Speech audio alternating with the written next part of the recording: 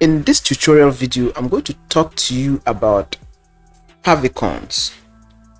Before we start, we need to understand what a favicon is. A favicon is that image you see before the header of your website or the title of your website. So you can see an image here. This is a favicon for Google. Here, a favicon for YouTube. See that this is an image. Okay, so these are images, but on our website we don't have a favicon, so we need to create one for our website. To do so, we need to go back to our text or code editor and then write some code to insert a favicon onto our header. Now favicons live on the head of our web page, so because of that we need to go to our head. Let's see, this is the opening of our head and this is the closing. Then we need to go to the next line and then we need to link to our favicon or our image. Okay, now inside here I have an image. That's favicon.png.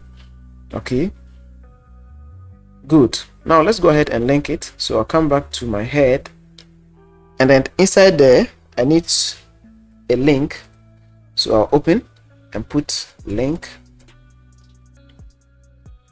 After that I'll put relation, so rel, so this is a relationship, equal to quotation. Now inside this quotation I need to put icon there to show that this is going to be an icon type. And then you come outside. Now you need href to link to where, or to tell the browser where that image is located. So you need href.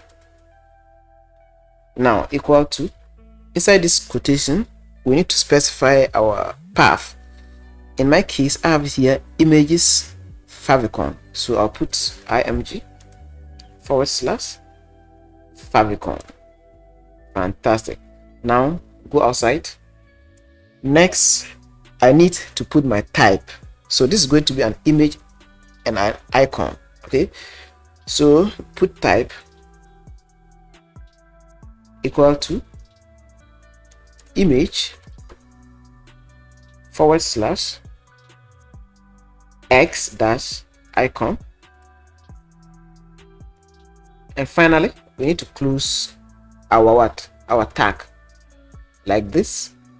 Good. So this is a link linking to our favicon, and the type here is an image and an icon at the same time, and the relationship is an icon type image, and this is the path to that image internally.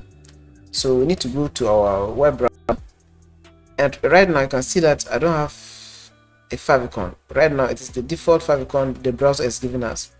So we reload the page and you can see this is my favicon. So it has just changed to that favicon we linked in here.